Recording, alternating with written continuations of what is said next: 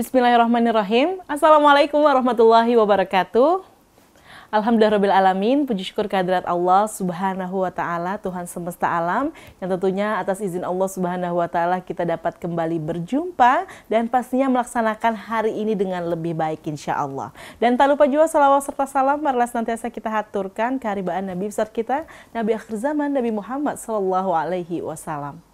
Pemirsa televisi Muhammadiyah dimanapun Anda berada, apa kabarnya? Semoga Anda dalam keadaan sehat walafiat, dalam keadaan bahagia, dan tentunya jika ada satu di antara kita yang sedang merasakan nikmatnya sakit, semoga segera Allah berikan kembali kesehatan. Amin ya robbal alamin. Dan pemirsa, bersama saya Irma Septiana, kita berjumpa dalam program Inspirasi Sukses bersama Kausar Management yang seperti biasa akan selalu berbagi untuk Anda kisah-kisah yang memberikan motivasi, semangat, dan tentunya hikmah di setiap kalimat. Bersama dengan Kang Edvan M. Kausar. Assalamualaikum warahmatullahi wabarakatuh. Waalaikumsalam warahmatullahi wabarakatuh. Lebih baik dari hari kemarin?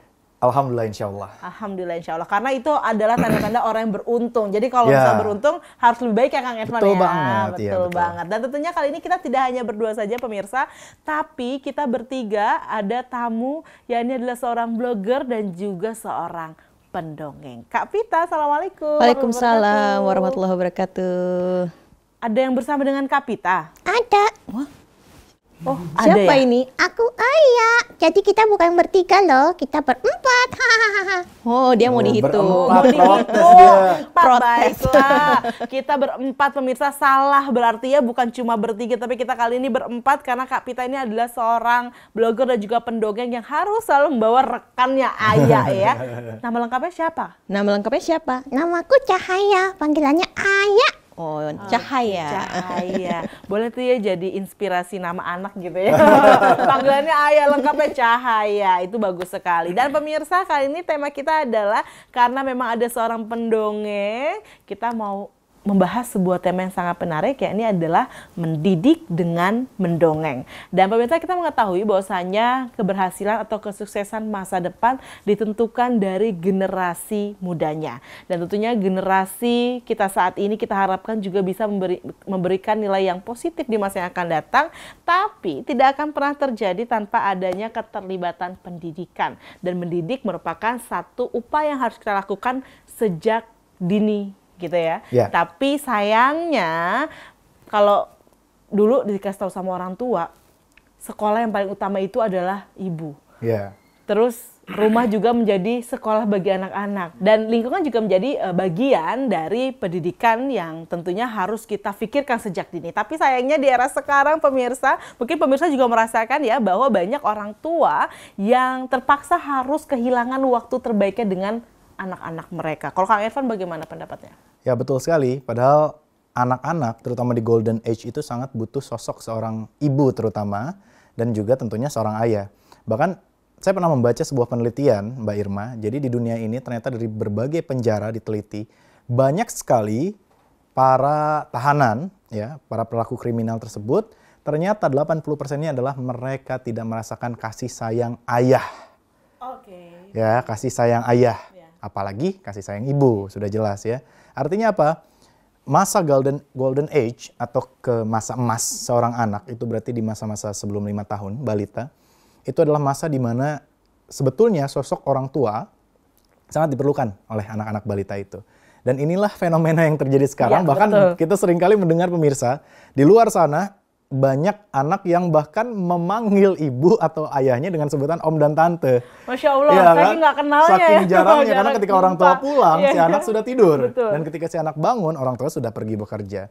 Dan fenomena ini sangat menyedihkan sekali, terutama di Indonesia. Dan ini mungkin salah satu masalah yang harus dibenahi. Dan akhirnya ketika si anak itu balita, orang tua tidak ada bagi si anak.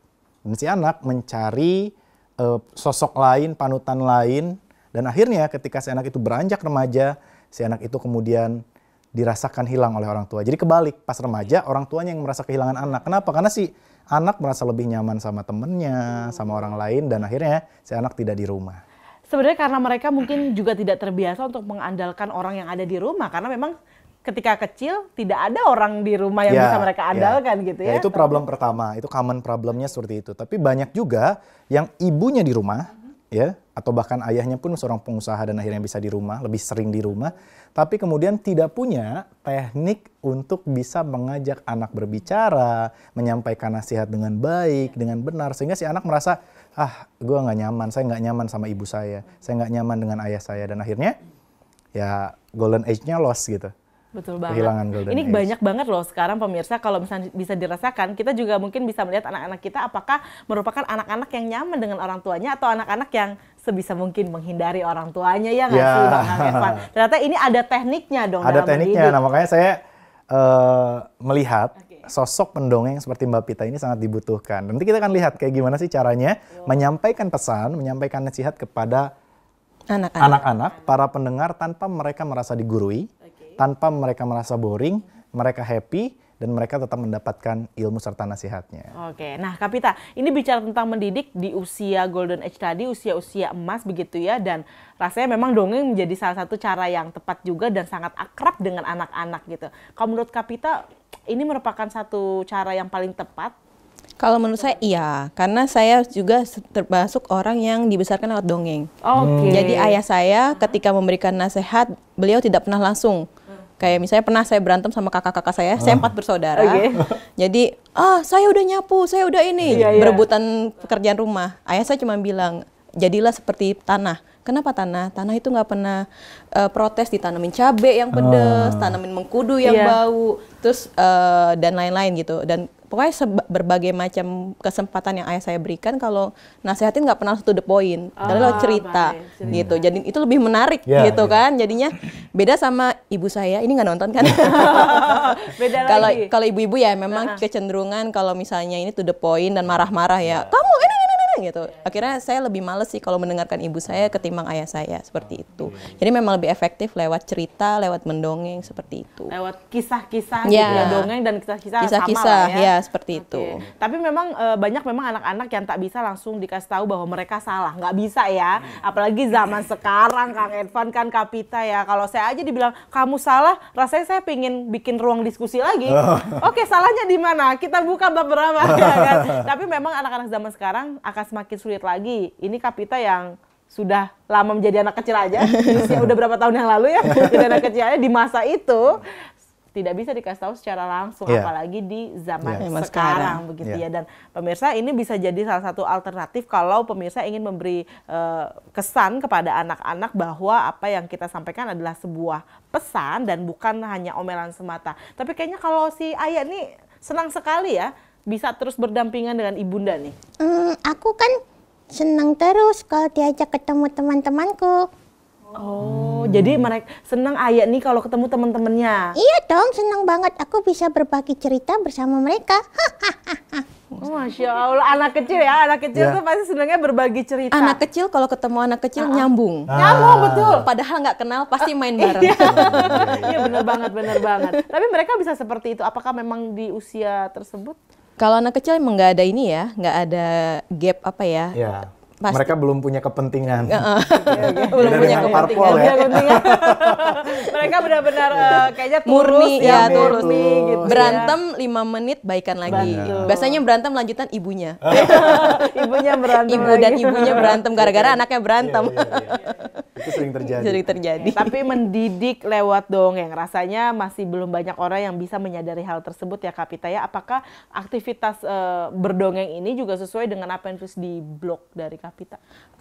Kalau saya nulis blog sih macam-macam ya. Kalau saya awal mendongeng itu justru dari taman baca. Jadi dulu punya taman baca, namanya Rumah Cahaya. Nah, makanya ada rumahnya dia. Rumahnya dia gitu. cuma Cahaya nih ya. Rumahnya si Cahaya. Jadi saya ngelihat nih, saya dulu sama anak-anak agak anti. Anak-anak selalu nangis ke saya. Anaknya yang anti apa? Anaknya anti gitu. Terus kemudian saya punya taman baca sama teman-teman yang datang selalu anak-anak nih. Lari sana, lari sini, lari sana.